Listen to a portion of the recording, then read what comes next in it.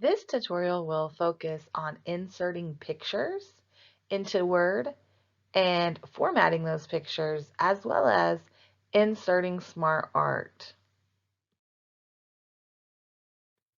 For this exercise, we're going to look at inserting a picture, formatting a picture, and applying styles to a picture. I've gotten a head start on this a little bit. I've already got my document we're going to put this in, and I've even already typed one of my favorite animals. So we will work on getting this inserted now. You will go to the Insert tab, and then you'll click Pictures. I have saved the picture I want on my desktop. So I'm going to go to my desktop, and then I'm going to find the awesome owl picture that I've saved to my desktop. I'm going to double click it, and it will insert that picture.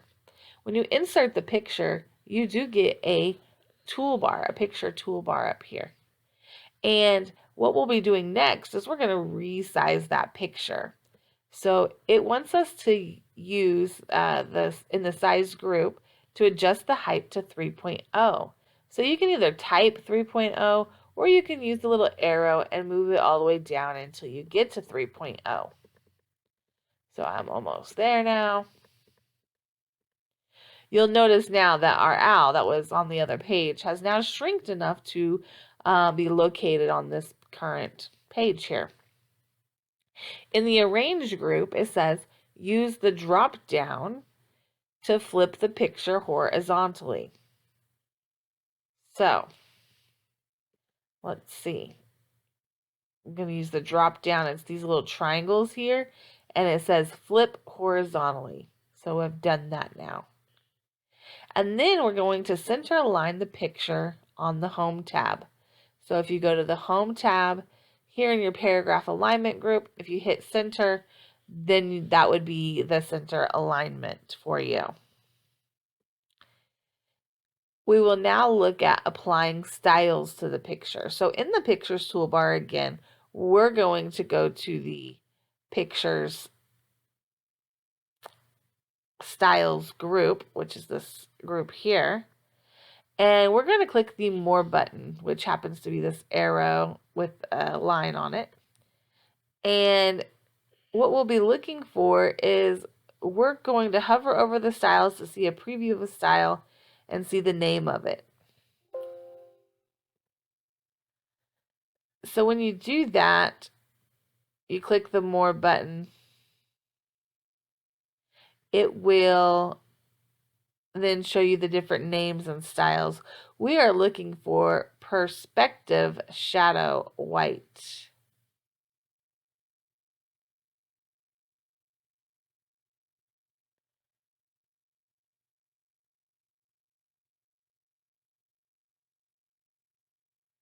So it may take me a second to find Perspective Shadow White. Here we are. So I've done that. Now it says click the picture border drop down and choose a color. So here's our picture border background. I'm going to give it a blue border. And then under the picture border drop down, we're going to choose the weight of the sub menu and then select 2 1/4. So if we click the little drop down again, the weight 2 1/4, that's going to choose how thick that border is. And then on the adjust group, what you can do is check out the formatting options and see how it also changes your picture. So whether you're making some corrections here to soften the brightness and contrast, whether you're trying to change the color a little bit more, maybe give it a different color there. And then there's also artistic effects, for instance, if you wanted to kind of make the picture be more of like a puzzle looking thing, blurred out a little bit. So you just may want to play around with some of these effects in the adjust column as well. And that wraps up inserting a picture, formatting the picture, and applying styles.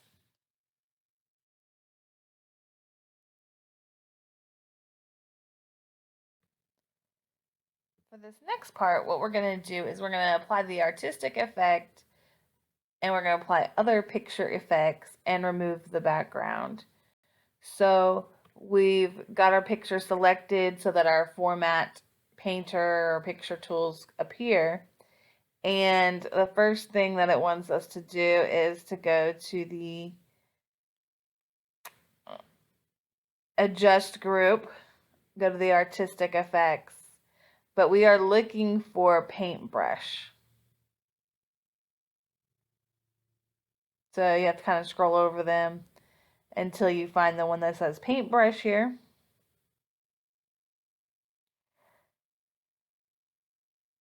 May take me just a second. Okay, found it. And now what it wants us to do is click on the picture again to activate the tools bar. It's already there. In the picture styles group, we're going to click the picture effects button and we're going to select bevel cross. So if you go to bevel, now you have to again scroll over these to find the one that says bevel cross and select that one. So we found it there. And in order to remove the background, we are going to come back over here to the adjust where there's remove background. We'll click that. And basically you have to adjust it as necessary. So we've got some areas we need to keep. So I'm going to have to add the little plus sign here. And you're going to have to try to use your little pencil to fill in the areas in which we are trying to keep. And so it may take you a little bit to kind of really fine tune this and do this properly. But that's what you would end up doing to make sure that you keep certain areas. Once you realize what part you're keeping or whatnot, you'll click keep changes. And as you see, I missed part of my bird here. But once you have done that really carefully, it would remove the rest of the background. So what we've learned within this lesson was how to use some of the artistic effects like paintbrush, clicking a different style, and now then removing the background.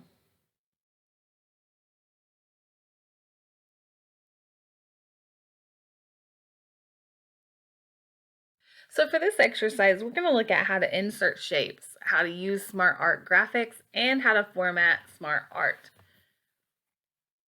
So the first thing it's going to have us do is it wants us to go to the Insert tab and click the Shapes button.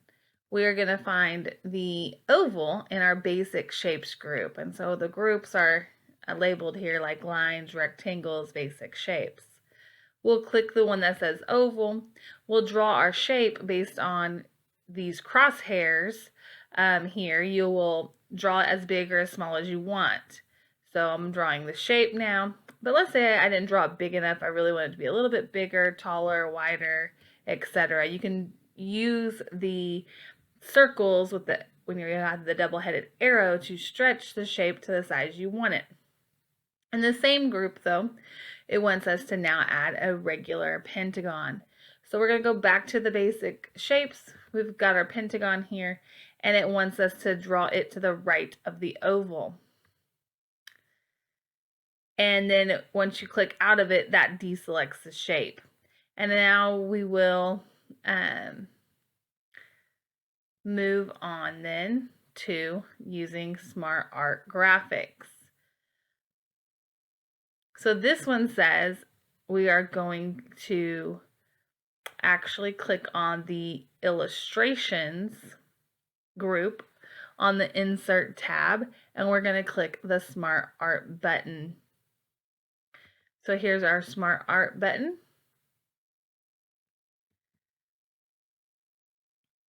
And it wants us to click the relationship category. So here's our relationship category. And then it gives us our available options. Oh, it says to use the scroll bar to locate the equation graphic. So here's our equation graphic. And we're going to click OK.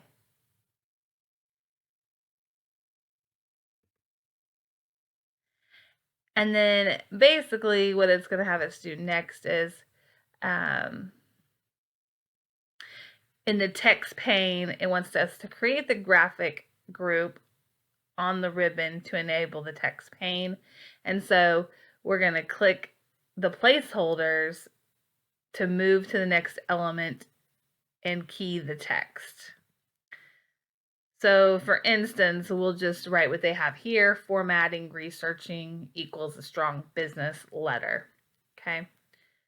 So if I type here, formatting, then type researching, and then a strong business letter, enter. Oops, nope, we don't want one more. Okay. So now what we should have, if we go back up here and look at where I had placed this, it has inputted that information there.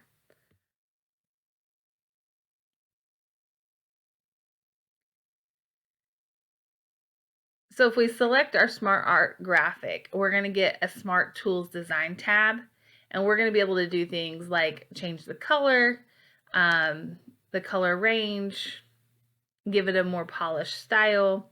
So that's what we're going to do next.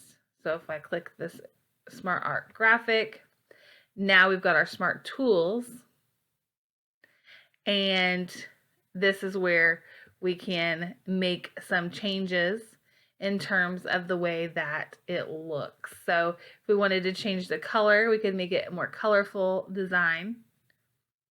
And that gives you some different patterns or colors you could choose. You could change the style a little bit. So a little softer, a little brighter there. Okay. And let's take a look at what else it was recommending we could do. So we changed the color already, and I showed the styles really on this as well. So that just kind of gives you an idea of what you could do. Of course, if we didn't like our layout the way that it was, just another option that's not even in here is we could change the way that the design of the layout looks as well. Okay. So you would want to play around with these things. It allows you to really customize it to your preference. And that will wrap up inserting smart art and formatting shapes and smart art in Microsoft Word.